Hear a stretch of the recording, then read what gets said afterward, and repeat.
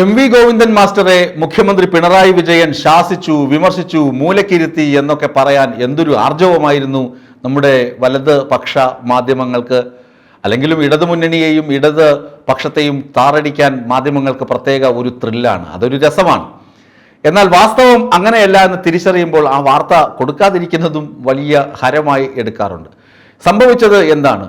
നിലമ്പൂർ തെരഞ്ഞെടുപ്പിനെ സംബന്ധിച്ച് ഞാൻ കഴിഞ്ഞ ദിവസം വാർത്ത അവതരിപ്പിച്ചിരുന്നു. പറഞ്ഞു നിലമ്പൂർ തെരഞ്ഞെടുപ്പിൽ പരാജയം സംഭവിച്ചു എന്നത് വാസ്തവമാണ്. പക്ഷേ അവിടെ 40,000 വോട്ട് ശേഖരിക്കാൻ കഴിയുന്ന ഒരു സാഹചര്യത്തിൽ ഏകദേശം 66,000-ലധികം വോട്ട് എം സ്വരാജ് നേടി എന്ന് പറയുന്നത് ഇടതുമുന്നണിയുടെ കൂട്ടായ പരിശ്രമത്തിൻ്റെയും സ്വരാജ് എന്ന സ്ഥാനാർത്ഥിയുടെയും മികവ് ഒന്നുകൊണ്ട് മാത്രം സാധ്യമായതാണ്.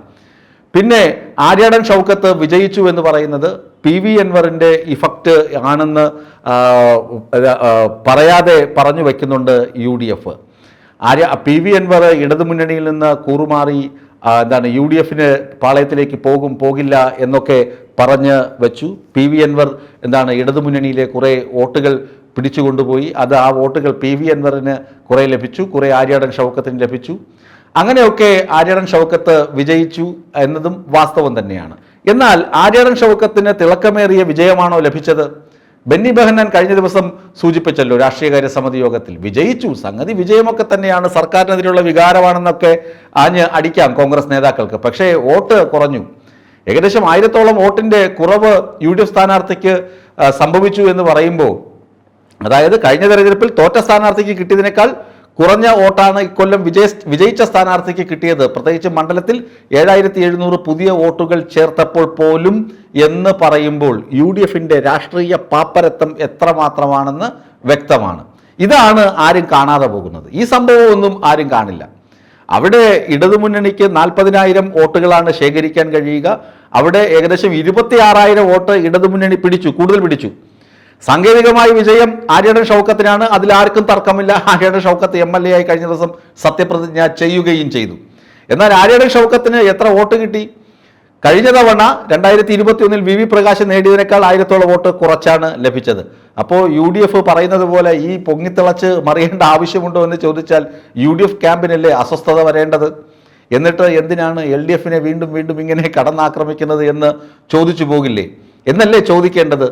എന്നാൽ VD സതീശനും ആളുകളും ഒക്കെ പറയുന്നത് മാത്രമാണ് ശരി, മറ്റ് ആളുകൾ പറയുന്നത് തെറ്റാണ്. അവർക്ക് തോൽവി, അവർക്ക് ഇത് സെമി ഫൈനലാണ്, നിലമ്പൂർ വിധിയെഴുതി സർക്കാരിനെതിരെ എന്നൊക്കെ പറഞ്ഞ് ഹാലിളക്കുന്നതാണ് ഒരു കൗതുകം. ശരിക്കു പറഞ്ഞു കഴിഞ്ഞാൽ നിലമ്പൂരിൽ വലിയൊരു രാഷ്ട്രീയ പോരാട്ടം നടന്നു.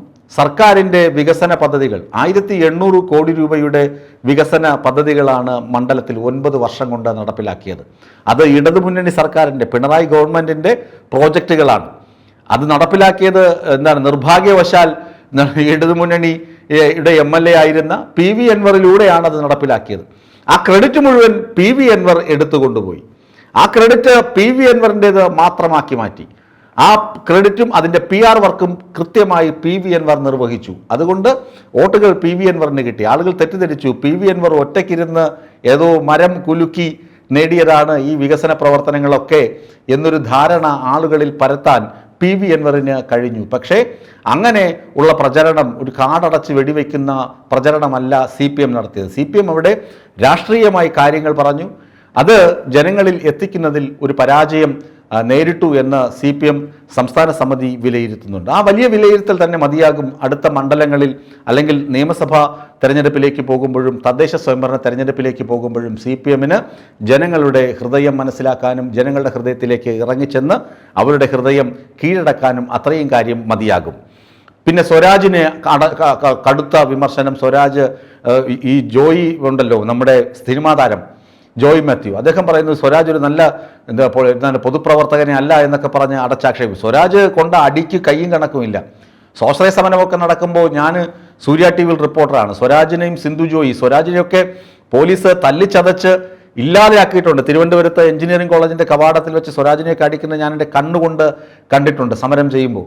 അങ്ങനെയൊക്കെ ധാരാളം അടിയും ഇടിയും ഒക്കെ കൊണ്ട് തന്നെയാണ് സ്വരാജൊക്കെ നേതാവായത്. അദ്ദേഹം പിന്നെ പുസ്തകം വായിക്കുകയും സിനിമകൾ കാണുകയും സാമൂഹിക കാര്യങ്ങൾ നന്നായി നിരീക്ഷിക്കുകയും ഇടത് പക്ഷത്തോട് ചേർന്ന് അല്ലെങ്കിൽ ഇടത് നിരീക്ഷണ പാടവത്തിൽ നിന്ന് അല്ലെങ്കിൽ കമ്മ്യൂണിസ്റ്റുകാരൻ്റെ മനസ്സോടുകൂടി കാര്യങ്ങൾ കാണുകയും കാര്യങ്ങൾ കൈകാര്യം ചെയ്യുകയും പറയുകയും ചെയ്യുന്നു. അതൊന്നും ജോയി മാത്യുവിന് പിടിക്കില്ലായിരിക്കാം.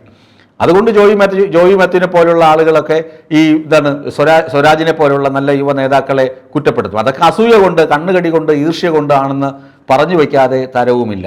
ചുരുക്കി പറഞ്ഞാൽ പിന്നെ ഇനി ഞാൻ ആദ്യം പറഞ്ഞു തുടങ്ങിയതാണല്ലോ, എം വി ഗോവിന്ദൻ മാസ്റ്ററെ പിണറായി വിജയൻ ശാസിച്ചു, വഴക്ക് പറഞ്ഞു, മൂലക്കിരുത്തി എന്നൊക്കെ.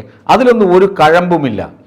ആ മാധ്യമം തന്നെ, അതായത് അന്ന് ഇലക്ഷൻ്റെ സമയത്ത് എം വി ഗോവിന്ദൻ മാസ്റ്ററുടെ ഇൻ്റർവ്യൂ ചെയ്ത ശ്രീ അഭിലാഷ് മോഹൻ തന്നെ പറഞ്ഞു, RSSനെ കുറിച്ച് അങ്ങനെ ഒരു പരാമർശമേ എം വി ഗോവിന്ദൻ മാസ്റ്റർ നടത്തിയിട്ടില്ല. പിന്നെ എങ്ങനെയാണ് ഈ വിവാദം ഉണ്ടാകുന്നത്? RSSുമായി അങ്ങനെ ഒരു ബന്ധമേ പാർട്ടിക്ക് ഉണ്ടായിരുന്നില്ല. 77 തെരഞ്ഞെടുപ്പിൽ ഇന്ദിരാഗാന്ധിയെ പുറത്താക്കുവാൻ ജനതാ പാർട്ടിയുമായാണ് സഹകരിച്ചിരുന്നത്. മൊറാർജി അറിയാം, ആ കാലഘട്ടമൊക്കെ എല്ലാവർക്കും അറിയാവുന്നതാണ്. അതിനകത്ത് അങ്ങനെ ഒരു ബന്ധം സ്വീകരിച്ചു, അതായത് പൊതുശത്രുവിനെ ഒഴിവാക്കാൻ വേണ്ടി ജനതാ പാർട്ടിയുമായി കൈകോർത്തിരുന്നു. അത് RSS ബന്ധമുള്ള ജനതാ പാർട്ടി ആയിരുന്നില്ല എന്നതാണ് വാസ്തവം. ഇപ്പോൾ അടിയന്തരാവസ്ഥയ്ക്കെതിരെ പോരാടിയത് ഞങ്ങളാണ് എന്ന് പറഞ്ഞ് ഗീർവാണം മുഴക്കുന്നുണ്ട് RSSകാരൊക്കെ. അന്നൊന്നും അങ്ങനെയൊന്നും ആയിരുന്നില്ല. കേരളത്തിലെ സ്ഥിതി അതൊന്നും ആയിരുന്നില്ല. അതൊക്കെ പച്ച പരമാർത്ഥമാണ്. ഇപ്പോൾ ചരിത്രത്തെ വളച്ചൊടിക്കാനും അധികാര ഗർവോടുകൂടി, കേന്ദ്രത്തിൽ അധികാരമുണ്ട്, കുറേ സംസ്ഥാനങ്ങൾ അധികാരമുണ്ട്, ആ ഗർവോടുകൂടി പിന്നെന്താണ് കേരളത്തിലെ ഗവർണറൊക്കെ RSS സംഘികളായതുകൊണ്ട് അങ്ങനെ കുറേ സാധ്യതകൾ അവർക്ക് ലഭിക്കുന്നത് കൊണ്ടും പിന്നെ വാർത്തയിൽ ഇടം കിട്ടാൻ, വാർത്തയിൽ ഇത്രമാത്രം സ്പേസ് കിട്ടാൻ ഒരുപാട് ഉഡായിപ്പുകൾ അവർ കാണിച്ചു കൂട്ടുന്നുണ്ട്. വാർത്തയിൽ അങ്ങനെ സ്പേസ് ഉണ്ടാവുകയും അവർ ഇവിടെ ഉണ്ട് എന്നവർ സ്ഥാപിച്ചെടുക്കുകയും ചെയ്യുന്നുണ്ട്. അത് വലിയ കാര്യമാണ്. അത് അവരുടെ വർക്കാണ്, PR വർക്കാണ് അവരുടെ. അങ്ങനെ അവർ ചരിത്രം മാറ്റി എഴുതുന്നു. അല്ലാതെ എം വി ഗോവിന്ദൻ മാസ്റ്റർ അതിനകത്ത് യാതൊരു നുണയും പറഞ്ഞിട്ടില്ല. അങ്ങനെ RSSുമായി ഉണ്ടെന്ന് അങ്ങനെ പറഞ്ഞിട്ടുമില്ല. അതിനെ വളച്ചൊടിച്ച് കച്ചവടമാക്കിയത് മാധ്യമങ്ങളാണ്. അവരതിന് എന്തെങ്കിലും വീണ് കിട്ടാൻ കാത്തിരിക്കുന്ന ആളുകളെ പോലെ കാത്തിരുന്നു, വീണ് കിട്ടി. അത് അവർ വളച്ചൊടിച്ച് ഇങ്ങനെ വഷളാക്കി. അതിന് പിണറായി വിജയൻ എം വി ഗോവിന്ദനെ ശാസിക്കുന്ന എന്തിനാണ്? എം വി ഗോവിന്ദൻ മാസ്റ്റർ തന്നെ അതിനെ തിരുത്തുവരുത്തി, അല്ലെ അങ്ങനെ പറഞ്ഞിട്ടില്ല എന്ന് പറഞ്ഞു. ഇന്റർവ്യൂ ചെയ്ത അഭിമുഖകാരനായ ആളായ പത്രപ്രവർത്തകൻ അത് പറഞ്ഞു. മുഖ്യമന്ത്രി പിണറായി വിജയൻ അത് കൃത്യമായി പറഞ്ഞു. നിലമ്പൂരിലെ സ്ഥാനാർത്ഥിയായിരുന്ന M സ്വരാജ് പറഞ്ഞു. അന്നേ അതിന് ആ അടഞ്ഞ അധ്യായമാണ്. അത് സംസ്ഥാന സമിതിയോ സെക്രട്ടേറിയറ്റോ ചർച്ച ചെയ്യേണ്ട കാര്യം പോലും ഇല്ല എന്ന് നേതാക്കൾ പറഞ്ഞു. പക്ഷേ എങ്കിലും ഇപ്പോഴും ക്ഷീരമുള്ള ഒരു അകിടിൻ ചുവട്ടിലും ചോര തന്നെ കൊതുകിന് കൗതുകം എന്ന് പറഞ്ഞതുപോലെ മാധ്യമങ്ങൾ എഴുതുകയാണ് എം വി ഗോവിന്ദനെ ശാസിച്ച് മൂലക്കിരുത്തി എന്നൊക്കെ. അതൊന്നും ശരിയല്ല എന്ന് കഴിഞ്ഞ ദിവസം എം വി ഗോവിന്ദൻ മാസ്റ്റർ പറയുകയും ചെയ്തു. ചുരുക്കി പറഞ്ഞാൽ നിലമ്പൂർ ഉപതെരഞ്ഞെടുപ്പിൽ പരാജയം സംഭവിച്ചു എന്നത് വാസ്തവമാണ്. ആ പരാജയത്തിൽ നിന്ന് പാഠം ഉൾക്കൊണ്ടു എന്നതും വാസ്തവമാണ്.